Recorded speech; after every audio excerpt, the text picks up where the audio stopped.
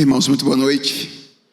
É uma alegria estar com vocês nessa noite e, sobretudo, ter o privilégio de expor a palavra do Senhor no texto que já foi divulgado, carta de Paulo aos Romanos, no capítulo 12, do versículo 17 até o versículo 21. Então, quero convidar você a abrir a palavra do Senhor. Saúdo também aqueles que nos acompanham pela internet.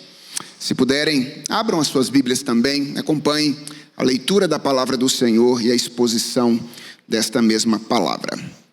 Romanos capítulo 12, versículo 17 até o versículo 21. A palavra do Senhor diz assim: Não torneis a ninguém mal por mal, esforçai-vos por fazer o bem perante todos os homens. Se possível, quanto depender de vós, tende paz com todos os homens. Não vos vingueis a vós mesmos, amados, mas dai lugar à ira, porque está escrito: a mim pertence a vingança, eu é que retribuirei, diz o Senhor. Pelo contrário, se o teu inimigo tiver fome, dá-lhe de comer. Se tiver sede, dá-lhe de beber. Porque fazendo isto, amontoarás brasas vivas sobre a sua cabeça. Não te deixes vencer do mal, mas vence o mal com o bem. Vamos orar. Senhor, nós estamos diante da tua bendita palavra e apenas a ação do teu Santo Espírito pode nos ajudar a compreendê-la como convém. Nós confiamos em ti e sabemos que tu tens prazer em ensinar-nos sempre que a tua palavra é aberta. Por isso nós pedimos ao Senhor: tem misericórdia de nós nessa noite. Toma o nosso coração nas tuas mãos e redireciona-o conforme a tua soberana vontade. É a nossa oração, em nome do teu Filho Jesus Cristo. Amém. Irmãos, essas são apenas algumas das palavras de orientação que o apóstolo Paulo nos dá na segunda parte da carta aos Romanos. Se você já leu as cartas do apóstolo Paulo, você sabe que Paulo tem um jeitão muito peculiar de escrever. Ele sempre ensina algumas coisas à igreja na primeira parte da sua carta, e então depois aplica este ensino fazendo uma série de requisições à igreja. E não é diferente na carta aos Romanos. Nos primeiros 11 capítulos dessa carta, o apóstolo Paulo ensina uma série de lições relacionadas ao Evangelho. Ele mostra como é que nós estávamos perdidos, como é que o sacrifício de Jesus Cristo nos justifica, como é que a habitação do Espírito Santo aplica em nós a obra de Jesus Cristo e como nos tornamos filhos de Deus por meio dessa ação histórica e desta ação subjetiva que Deus realiza através de Jesus Cristo e através do bendito Espírito Santo. E então, a partir do capítulo 12, Paulo vai mostrar qual é o impacto que ser alcançado pelo Evangelho deve causar na nossa existência. E o argumento de Paulo é que tudo deve mudar, absolutamente tudo. Lembra que Romanos capítulo 12 começa com uma requisição geral, na qual o apóstolo Paulo diz: eu rogo a vocês pelas misericórdias de Deus, que agora vocês apresentem o vosso corpo por sacrifício vivo, santo e agradável a Deus, que é o vosso culto racional. Ou seja, agora que vocês foram alcançados pelo Evangelho, o que é esperado de vocês é que a vida inteira de vocês seja transformada pelo Evangelho.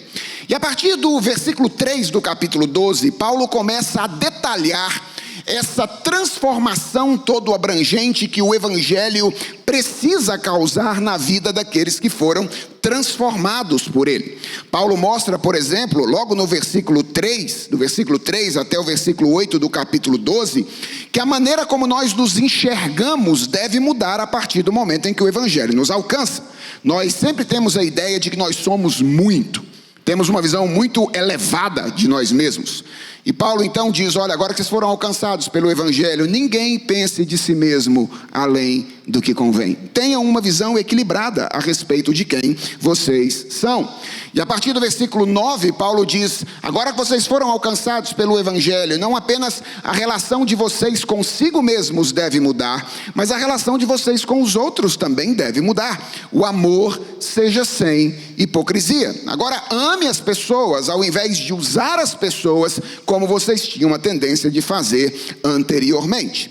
E a partir do versículo 17 até o versículo 21, que é a nossa passagem nessa noite, Paulo vai mostrar que não apenas a nossa autocompreensão, não apenas os nossos relacionamentos com os nossos amigos, mas também os nossos relacionamentos com os nossos inimigos devem ser alterados pela verdade do Evangelho. Quando nós somos alcançados pelo Evangelho, os nossos relacionamentos com os nossos inimigos devem mudar. É por isso que o tema da nossa mensagem nesta noite, analisando esta passagem, é lidando com as inimizades. Um tema difícil, mas nós pretendemos abordá-lo nessa noite, apontando 3 diferentes lições que nós aprendemos com o apóstolo Paulo nesta passagem. A primeira coisa que eu creio Paulo nos ensina aqui, e é muito clara, é que a nova vida em Cristo não exclui inimizades. Eu acredito que nós nutrimos uma expectativa meio romântica, meio ingênua em relação à nossa vida cristã. Não é muito incomum nós acharmos que uma vez que nós nos convertemos, uma vez que nós nos esforçamos para viver em conformidade com a vontade de Deus, então nós vamos nos dar bem com todas as pessoas. Vejam, é verdade que o Evangelho ele traz sabedoria relacional, e é verdade que o resultado disso costuma ser relacionamentos mais harmoniosos, relacionamentos mais confortáveis, mas essas orientações que Paulo nos dá aqui deixam muito claro que o compromisso com Jesus Cristo não exclui a existência de inimizades. Muito pelo contrário, a verdade é que o relacionamento com Jesus pode, em alguns contextos, em algumas ocasiões, ampliar o número de inimizades que nós experimentamos. Recentemente eu li o relato de um jovem de 22 anos, natural de um país muçulmano da Ásia Central, mais perto lá do reverendo Cláudio do que nós, que convertido a Jesus Cristo através do testemunho de alguns amigos na universidade, passou a ser perseguido pela sua própria família.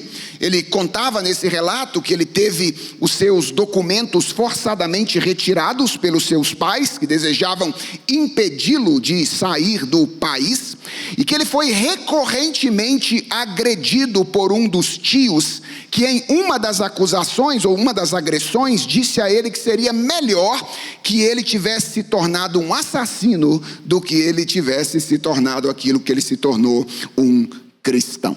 É verdade que as coisas aqui no nosso país não chegam ou não costumam chegar a esse ponto, pelo menos ainda, mas isso não significa que coisas semelhantes não acontecem por aqui. Eu já conversei durante o meu ministério pastoral com pessoas que foram deserdadas pelos seus pais depois de terem se tornado cristãos. E frequentemente eu converso com jovens, com pessoas lá da minha igreja ou de outros lugares que sentem que estão sendo retalhadas em casa, entre os amigos, na escola, no seu trabalho, em virtude da sua fé em Jesus Cristo. Então, a primeira coisa que eu quero que você guarde na sua mente, no seu coração hoje, é que a vida com Jesus não exclui as inimizades. E Jesus Cristo nunca nos enganou quanto a isso. Por exemplo, ele disse quando, em uma ocasião, isso está registrado em João capítulo 15, versículos 19 e 20, o seguinte aos seus discípulos: se vocês fossem do mundo, o mundo amaria o que era seu. Mas vocês não são do mundo, pelo contrário, eu dele os escolhi. E por isso o mundo de Jesus Cristo odeia vocês. Lembrem-se da palavra que eu disse a vocês: o servo não é maior que o seu senhor. Se eles perseguiram a mim, também perseguirão a vocês. Se guardaram a minha palavra, também guardarão a de vocês. A segunda coisa que o apóstolo Paulo nos ensina muito claramente nesta passagem é que, se por um lado é verdade que a vida com Jesus Cristo não exclui as inimizades, por outro, as inimizades que experimentamos por causa do Evangelho, preste atenção nisso, não devem ser criadas nem cultivadas intencionalmente por nós. Vocês perceberam como é que Paulo diz isso claramente?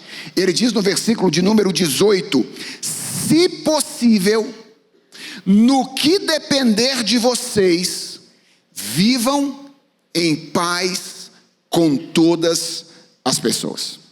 Então, essa orientação do apóstolo Paulo mostra que, ao mesmo tempo em que é verdade que a vida com Jesus Cristo não exclui as inimizades, também é verdade que um cristão não pode ser um promotor intencional de inimizades. E a gente fica se perguntando por quê, e a razão é muito simples. É que o Evangelho, pelo qual nós fomos um dia alcançados, é a boa disposição relacional de Deus para conosco. É o movimento de Deus na nossa direção, promovendo a paz com Ele. Ora, uma vez que nós fomos alcançados pelo Evangelho, é esperado que nós demonstremos em relação às pessoas a mesma disposição relacional que Deus demonstrou em relação a nós na pessoa de Jesus Cristo. Aliás, se você se lembra quando Jesus Cristo descreveu o caráter do cristão no início do Sermão do Monte, no texto conhecido como as Bem-aventuranças, uma das características que Jesus Cristo apresentou ali é que um cristão é um pacificador. Logo, irmãos, entre as coisas mais inconsistentes que pode existir está um cristão briguento, destruidor de relacionamentos e que adora ver o circo pegar fogo. Olha só, eu gostaria de dizer que essa é uma espécie em extinção, certo? Gostaria de dizer, mas lamentavelmente ainda parece haver muitos crentes que em maior ou menor grau se relaciona sobretudo com não cristãos e com outros cristãos também, promovendo e acirrando a inimizade. Talvez você conheça gente assim, gente crente que deixa de falar com outras pessoas porque elas não são crentes, ou gente crente que fala com as outras pessoas que não são crentes de cima para baixo, como se elas fossem melhor do que elas, ou então que ridicularizam o comportamento das outras pessoas simplesmente porque elas não são cristãs, ou então crentes que zombam da religião dos outros porque eles não têm a mesma religião que ele. Veja a orientação do apóstolo Paulo escrevendo aos Romanos, reverberando o seu entendimento sobre como o Evangelho deve transformar os nossos relacionamentos com os nossos inimigos. Paulo diz: se possível, no que depender de vocês, vivam em paz com todas as pessoas. Essas palavras do apóstolo Paulo mostram que isso que este cristão que eu acabei de descrever faz não está certo. Irmãos, prestem atenção nisso. Quem viu Deus vindo amorosamente na sua direção quando ainda era inimigo dele, não pode agir desta maneira. Eu não estou querendo dizer com isso que nós devemos desejar e promover a paz a qualquer custo. Há ocasiões em que nós devemos perturbar a paz, quando, por exemplo, a verdade está em jogo. Mas não convém que nós sejamos promotores intencionais de inimizades, que nós vivamos promovendo intencionalmente a discórdia. Então aqui estão as duas primeiras coisas que Paulo nos ensina nesta passagem. A primeira é que viver com Jesus não exclui inimizades.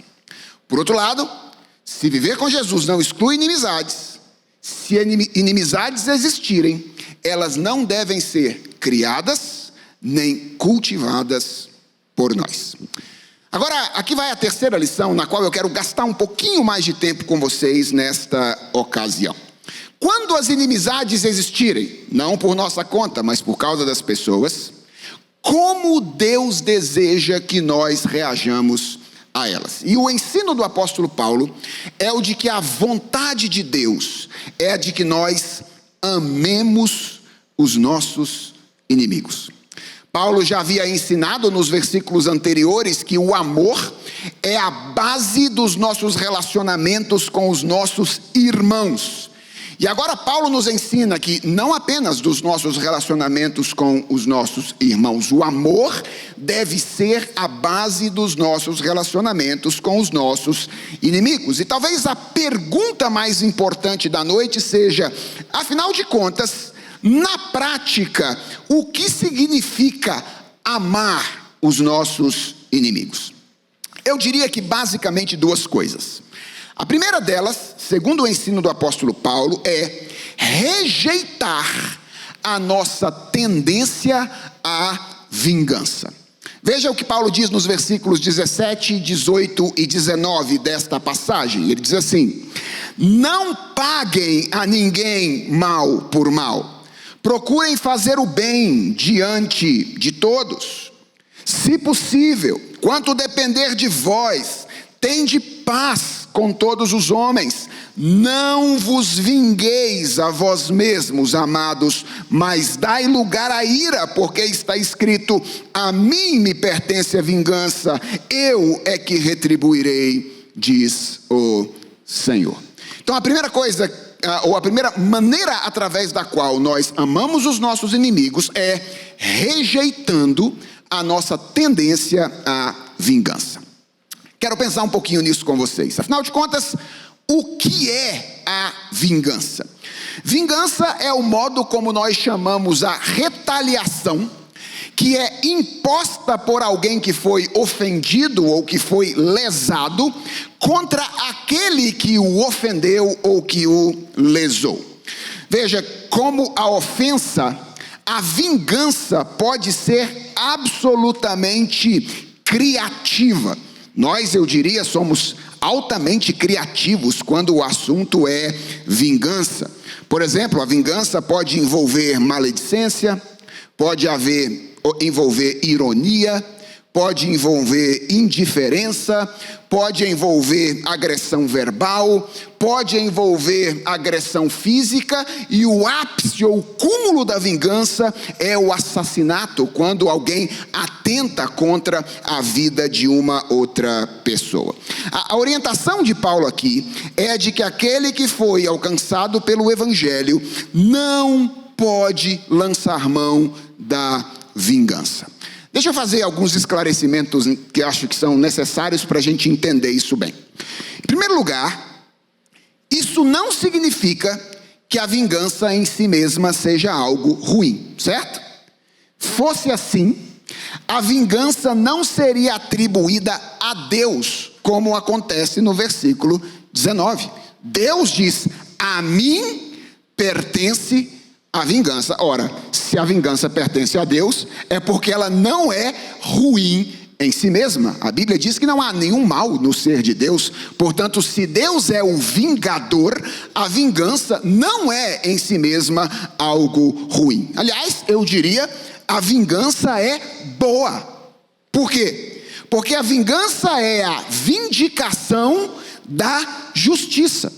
Geralmente, o que nos motiva à vingança é a percepção certa ou errada de que uma injustiça está prevalecendo e ela precisa ser desfeita, certo?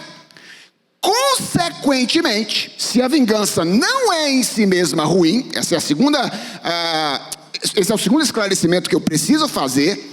Essa orientação bíblica não implica que devemos evitar a todo custo os meios que Deus estabeleceu para que a justiça seja feita no mundo criado. Aliás, Paulo nos diz nessa passagem que nós devemos descansar na justiça de Deus. E a pergunta é, o que significa descansar na justiça de Deus? Duas coisas. Primeiro, aguardar o juízo final. Essa é a primeira coisa que significa descansar na justiça de Deus. Mas também significa valer-nos dos meios que Deus estabeleceu para que a justiça seja feita aqui e agora. Então, Paulo não está dizendo, quando ele diz que nós não devemos lançar mão da vingança, que os pais de uma criança, por exemplo, que agride uma outra, não devem ser cientificados daquilo que aconteceu. Por quê? Porque eles são os meios que Deus estabeleceu para que a vingança seja exercida neste caso. Paulo não está dizendo que a igreja não deve ser eventualmente provocada quando um membro calunia o outro. Por quê? Porque a igreja foi o meio que Deus estabeleceu para que a vingança seja feita no mundo no qual nós estamos vivendo. Paulo não está dizendo que a polícia não deve ser chamada quando um assaltante ameaça entrar na sua casa ou na casa de uma outra pessoa. Por quê? Porque o poder civil é o poder que Deus estabeleceu para fazer justiça nesse mundo. Aliás, se você der uma olhada na passagem anterior, você vai perceber que uma das características que Paulo atribui ao amor é que o amor é objetivo e não subjetivo. E o que significa isso? Significa que quando nós acionamos os responsáveis pela execução da justiça para vingar os maus feitos que foram cometidos contra nós ou contra os outros, o que nós estamos fazendo é amar as pessoas. Essas pessoas contra quem nós acionamos as autoridades. Por quê? Porque o verdadeiro bem delas, por mais desconfortável que seja, é que elas percebam o mal que estão fazendo e se arrependam do mal feito que estão cometendo. Então, muito pelo contrário, quando você conta para o pai de uma criança que ela agrediu a outra, esperando que ele faça justiça. Quando você leva um caso de desentendimento grave entre irmãos à igreja. Quando você chama a polícia porque uma casa está sendo assaltada, fique tranquilo, você não está exercendo a vingança com as próprias mãos. Você está amando as pessoas através de chamar aqueles meios para o estabelecimento da justiça que Deus propriamente estabeleceu. Então, a orientação de Paulo aqui não é de que a gente deve fazer vistas grossas à injustiça que é cometida contra nós ou então ao nosso redor. A orientação de Paulo, preste atenção, é que nós não sejamos apressados. E que nós não façamos aquilo que nós tendemos sempre a fazer, que é justiça com as nossas próprias mãos. E frequentemente, irmãos, nós até nos orgulhamos disso. Não é verdade? Quantas vezes você já disse ou ouviu algum cristão dizer: eu não levo desaforo para casa, viu? Eu sou assim. Eu não levo desaforo para casa. Ou então, pastor, comigo é assim, viu? Bateu, levou. Eu sou assim, dou um boi para não entrar numa briga, mas dou uma boiada para não sair dela depois. Frequentemente nós nos orgulhamos disso, de sermos tendentes a fazer justiça com as nossas próprias mãos, de sermos tendentes ao espírito de Lameque. Lembra dele em Gênesis capítulo 4, versículo 24? Se Caim é vingado 7 vezes, Lameque será vingado 70 vezes 7. Ei, sabe de onde é que Jesus tirou esse negócio de perdoar 70 vezes 7? Olha aí, o Lameque expressando o estilo de vida do homem decaído, dizendo: eu vingo as pessoas 70 vezes 7. Jesus então diz: olha, no meu reino a coisa funciona diferente. Aqui a gente não vinga 70 vezes 7, a gente perdoa 70 vezes 7.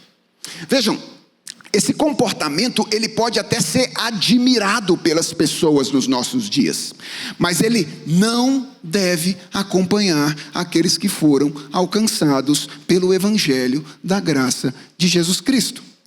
E se você precisa de razões para isso, deixa eu te dar 3 razões pelas quais abrir mão da vingança é a primeira maneira como nós amamos as pessoas. A primeira razão pela qual você não deve vingar o mal feito contra você é que quando você faz justiça com as próprias mãos, você está assumindo o lugar que pertence a Deus. O que Deus disse, o que Paulo diz a respeito daquilo que Deus diz no versículo de número 19, que Deus declara que a vingança pertence a Ele. Ele é o vingador. E você está, consequentemente, quebrando a primeira e mais básica implicação detalhada do Evangelho que Paulo dá nessa passagem. Lembra? Ele começa Romanos 12:3 dizendo: ninguém pense de si mesmo além do que convém. O que você está fazendo quando você assume a vingança com as suas mãos? Dizendo: eu sou Deus. Se Deus não resolve isso de outro jeito, do jeito que Ele eu acho que Ele deveria resolver, então eu assumo o lugar dele e resolvo do meu jeito. A segunda razão pela qual você não deve assumir a vingança com as suas próprias mãos é que, em virtude da sua ambiguidade, você é ao mesmo tempo santo e pecador. Geralmente, o seu senso de justiça costuma vir maculado pelo seu orgulho. E sabe o que acontece? É que geralmente isso desequilibra as suas conclusões, sobretudo quando você está julgando em causa própria. Olha só, irmãos, é muito ingênuo imaginar que nós podemos ser, ao mesmo tempo, réus, juízes e executores da justiça de maneira equilibrada. É muita ingenuidade.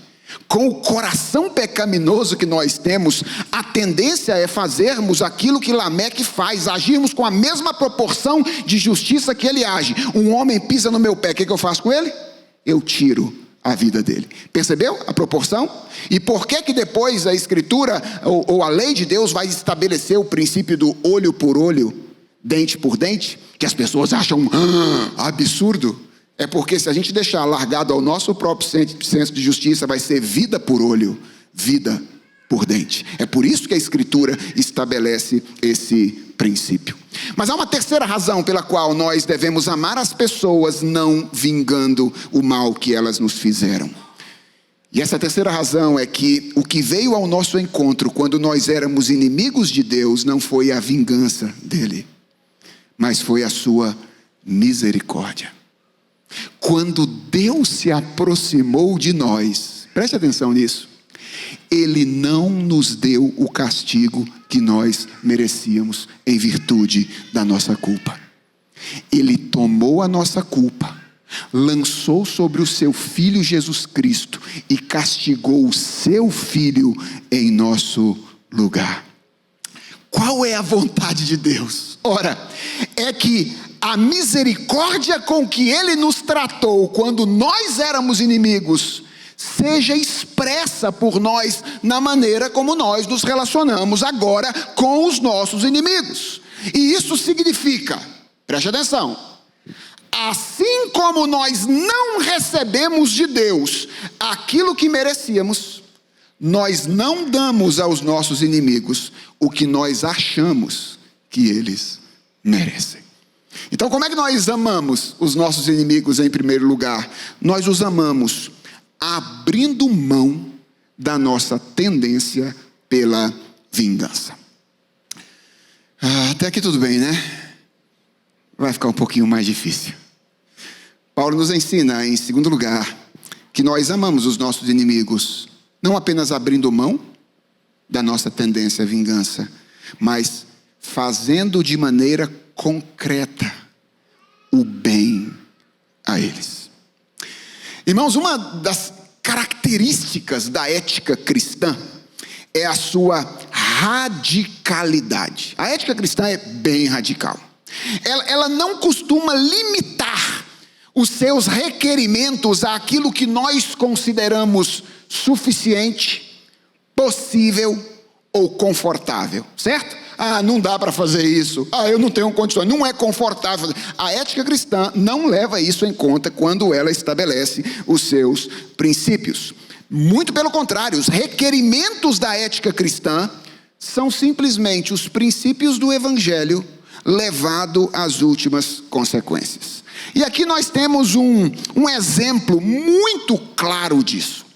Quando a gente se esforça, nós até conseguimos assimilar a ideia de que nós não devemos dar aos nossos inimigos o que achamos que eles merecem.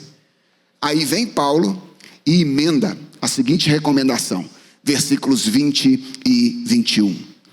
Pelo contrário, se o teu inimigo tiver fome, dá-lhe de comer.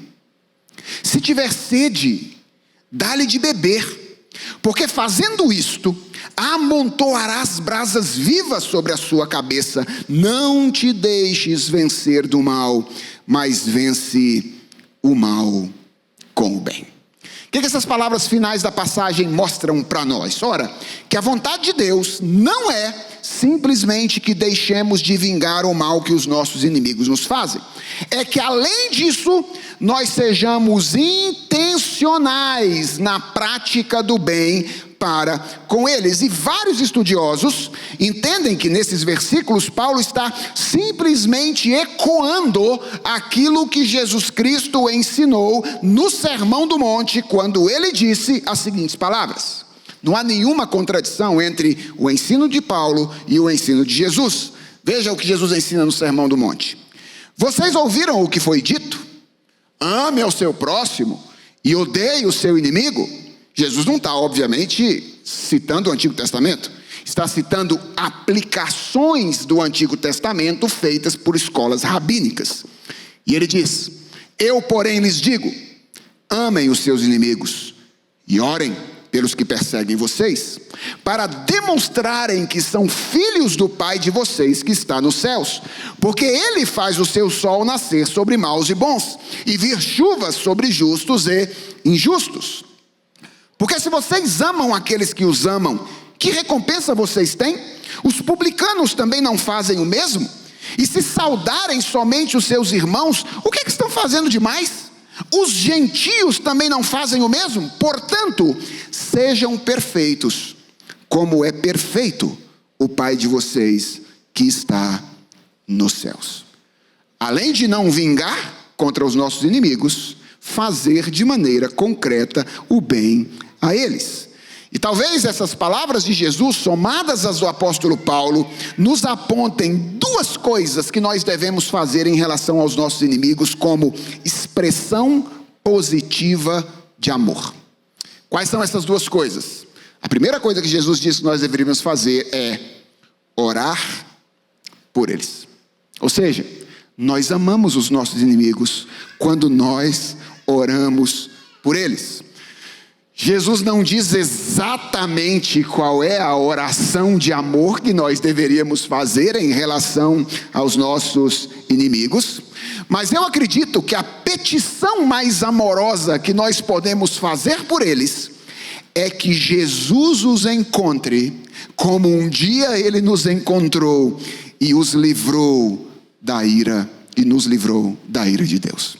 Por que eu estou dizendo isso? Ora, porque às vezes nós oramos pelos nossos inimigos. Nosso problema não é orar por eles, é o tipo de oração que às vezes nós fazemos. Quando nós vemos alguém como inimigo de verdade, nós ficamos incomodados só de pensar que ele possa um dia ser salvo, feito o nosso irmão, para morar conosco por toda a eternidade. Pensa aí, pensa em pessoas que você às vezes reputam como grandes inimigos, sejam inimigos públicos do evangelho e da fé, sejam inimigos seus, pessoais. Quando você ora por eles, é isso que você pede? Senhor, faça esse fulano meu irmão, Traz ele para perto de mim, para se tornar um adorador teu, a fim de que nós vivamos juntos por toda a eternidade em obediência ao Senhor. É isso que você pede? Não, né? O pedido mais natural para nós em relação aos nossos inimigos é que Deus lhes trate um a um e lhes cobre até o último centavo daquilo que eles fizeram conosco.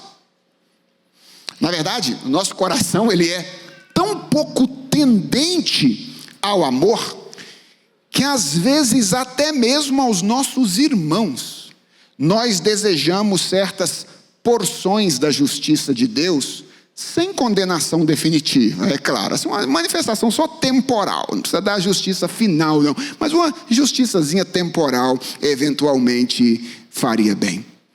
Irmãos, isso não está certo, à luz da experiência que nós tivemos do Evangelho. Quando nós agimos assim, nós estamos agindo mais ou menos como aquele personagem de uma das parábolas que Jesus contou, que teve uma dívida enorme perdoada, mas que cobrou as pequenas dívidas que as pessoas tinham contra ele. Sem palavras, nós estamos dizendo mais ou menos o seguinte: Cristo pagou pelos meus pecados, mas a minha vontade é que você pague por cada um dos seus. Percebeu a contradição? Cristo pagou pelos meus pecados, mas o que eu desejo é que você pague por cada um dos seus. Como é que nós amamos os nossos irmãos, os nossos inimigos, portanto, diz Jesus? Orando por eles, pedindo que a mesma graça que nos alcançou e nos transformou de inimigos em amigos de Deus, os alcance e faça o mesmo com eles. Mas há uma segunda maneira: nós amamos os nossos inimigos quando nós agimos com boa disposição para com eles. E isso implica duas coisas basicamente. Primeiro, estarmos sempre dispostos à reconciliação.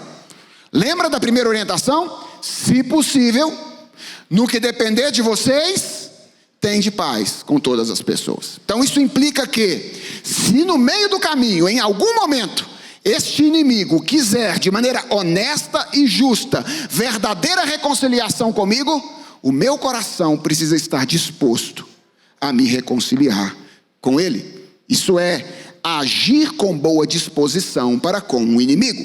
Mas há uma segunda coisa que nós precisamos fazer, que é servi-los em situações de necessidade. Se o teu inimigo tiver fome, dá ele de comer. Se o teu inimigo tiver sede, dá ele de beber. Ou seja, manifeste de maneira concreta o seu amor em relação a eles. E se você está olhando para mim confuso e dizendo: pastor, isso não faz muito sentido, o que eu posso dizer para você é que eu também acho que isso é absolutamente contraintuitivo. É isso mesmo, isso é absolutamente contraintuitivo. No entanto, à luz do Evangelho, isto é absolutamente compreensível. Por quê?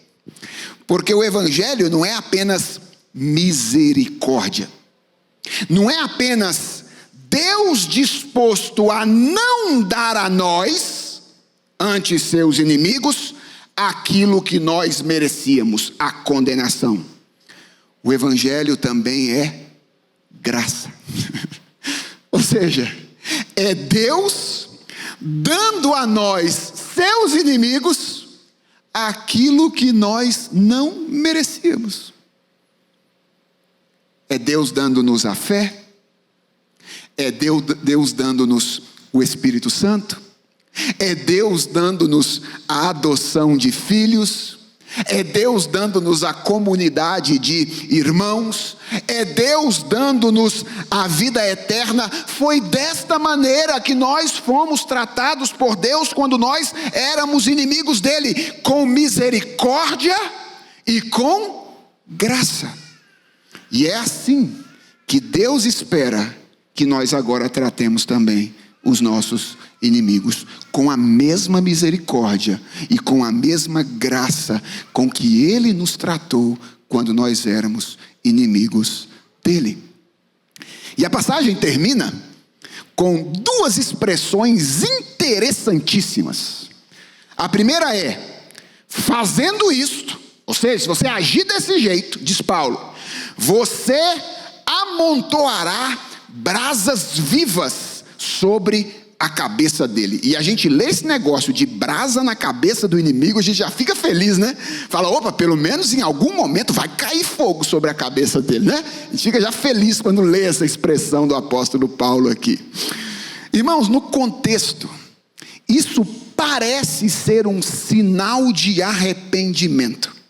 Naquela época, as pessoas arrependidas expressavam a sua vergonha pelos seus atos, vestindo-se de pano de saco e jogando cinza sobre a cabeça.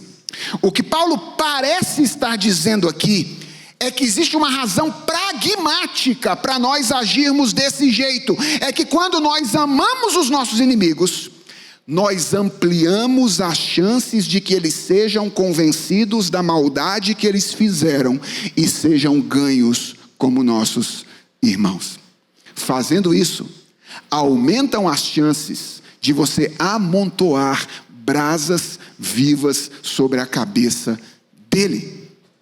E a segunda expressão final belíssima dessa passagem é: não se deixe vencer pelo mal, mas vence o mal com o bem. Irmãos, essa recomendação é grandiosa e muito reveladora. Veja, primeiro, essa expressão chama a nossa atenção para o fato de que a guerra na qual nós estamos envolvidos não é a guerra contra as pessoas que se colocam na posição de inimizade contra nós. Sabe por que às vezes nós temos tanta dificuldade de reagir desta maneira? É que nós confundimos a natureza da batalha. Nós imaginamos que nós estamos lutando contra outras pessoas, enquanto na verdade Paulo diz, a guerra não é essa. Aliás, ele diz isso em outros lugares, não diz? Quando escreve aos Efésios, diz que a nossa batalha não é contra carne nem sangue. A nossa batalha é contra as forças espirituais que habitam este mundo tenebroso. A batalha, a verdadeira guerra, é a guerra entre o bem e o mal. E Paulo diz, olha, foque nisso, lembre-se disso, quando você estiver envolvido em algum tipo de inimizade. E depois essa mesma expressão, não se deixe vencer pelo mal, vence o mal com o bem, revela a estratégia de Deus para vencermos esta guerra. Qual é a estratégia de Deus? É a inversão. Aliás, Deus adora fazer essas coisas. Fazer coisas que parecem absolutamente naturais serem invertidas. O que Paulo está dizendo é que quando você opta por fazer o mal a quem fez o mal a você, atenção a isso, você vence a batalha aparente, mas perde a guerra real. Por quê? Porque você permite que o mal triunfe no seu coração. Então, aparentemente, as pessoas podem até olhar para você e bater palma e dizer, nossa, quanta coragem, era isso mesmo que ele merecia. Você fez exatamente o que tinha que fazer. Aparentemente você venceu a batalha, perdeu a guerra. Por quê? Porque você fez com que o mal triunfasse no lugar onde a verdadeira batalha está acontecendo. Mas quando você opta por fazer o bem a quem te fez o mal, então você perde a batalha aparente, mas vence a guerra real. As pessoas podem até olhar para você e dizer, tu é tonto, hein? Mas tu é burro mesmo, hein? O cara faz isso com você e você age desse jeito para com ele. Perdeu a batalha aparente. Diante dos olhos das pessoas, você está perdendo a guerra. Mas na verdade, você venceu a batalha. Porque você construiu no seu coração barreiras de proteção que impediram o avanço do mal dentro de você e ao seu redor. Irmãos, o que nós aprendemos nesta curtíssima, mas profunda passagem do apóstolo Paulo? Que a vida cristã não nos livra de inimizades. Uma vida baseada no Evangelho não nos livra de inimizades. É claro, o ideal é que elas não existam. Se eventualmente elas existirem, que seja pela dureza do coração dos outros e não pela dureza do nosso coração. E quando elas existirem, a vontade de Deus é que os nossos inimigos recebam o amor dele através de nós. Olha, eu não conheço a sua história. Não conheço a sua história. Talvez seja a primeira vez que nós estejamos nos vendo aqui. Mas eu não preciso conhecer a sua história para saber que, de uma forma ou de outra, más ações marcaram a sua vida. Uma possibilidade é que as más ações que mais marcaram a sua vida tenham sido as suas próprias. Talvez você tenha atentado contra a vida, a honra, a propriedade de alguém e sabe que isso não foi resolvido. Eu não posso terminar essa mensagem sem dizer duas coisas a você, se esse é o seu caso. A primeira é: Deus é justo. E porque Deus é justo, todo pecado será castigado. Brinca não. Deus é justo. E porque Deus é justo, todo pecado será castigado. A segunda é: Deus é amor. E porque Deus é amor, todo pecado pode ser perdoado.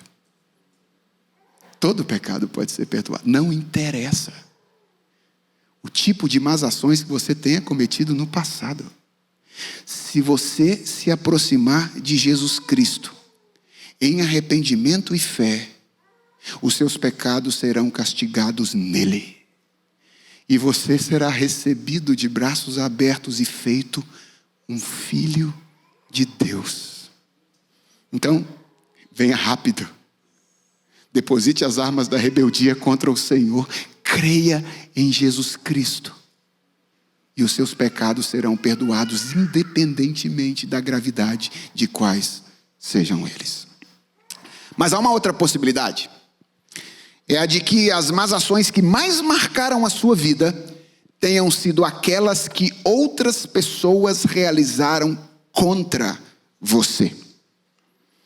Talvez você tenha sido vítima de pessoas que agiram mal contra você ao longo da sua vida. E nesse caso eu também tenho duas coisas a dizer a você. A primeira é que, da perspectiva prática, é absolutamente legítimo e desejável que você busque os meios determinados por Deus para que a justiça seja feita nesse mundo. Então, faça aquilo que está ao seu alcance para que a injustiça seja legalmente reprimida e a justiça seja estabelecida em seus relacionamentos e ao seu redor. Se for preciso procurar a polícia, procura a polícia. Se for preciso procurar a justiça pública, procure a justiça pública. Se for preciso procurar a igreja, procure a igreja. Esses são os instrumentos que Deus estabeleceu para que a justiça seja feita no mundo. Agora, da perspectiva espiritual, isso é o que você tem que fazer da perspectiva prática. Da perspectiva espiritual, há só duas respostas possíveis. A primeira é ressentimento, amargura e vingança. E a segunda é confiança em Deus, amor e perdão. Só existem duas possibilidades. Ou você vai viver de maneira ressentida, amargurada e buscando a vingança, ou você vai confiar em Deus, amar e perdoar. Se você ainda não for crente, Tudo que eu posso fazer é recomendar que você opte pelo segundo caminho, dizendo que ele será muito melhor para você do que o primeiro. Faça isso. Agora, se você já é um crente, o que eu tenho a dizer para você é que você não tem opção. Não tem opção.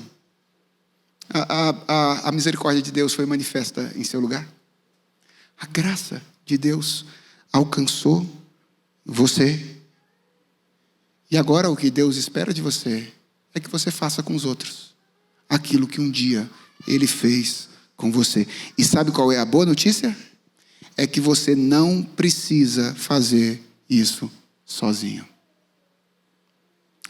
Porque se você achar que pode fazer isso sozinho, vai ser fracasso. Tu não vai conseguir. Lembra da graça? Uma das coisas que a graça faz é nos unir a Cristo. Você está unido a Cristo. Agora já não é você mais quem vive. É Cristo quem vive em você. Você é a habitação do Espírito Santo de Deus. E você pode fazer coisas que você é incapaz de fazer sozinho. Vamos orar? Senhor nosso Deus e Pai, obrigado pela instrução da Tua palavra. Instrução muito difícil de ser obedecida, mas instrução clara diante dos nossos olhos, que exige de nós uma resposta nessa noite.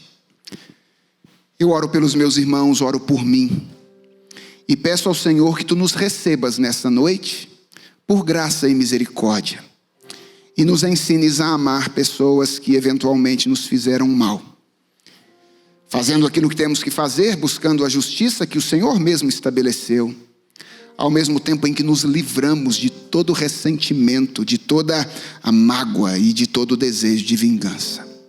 Ajuda-nos, Senhor, a responder ao Evangelho como o Evangelho precisa ser respondido. Age com poder na nossa vida, em nome de Jesus. Amém.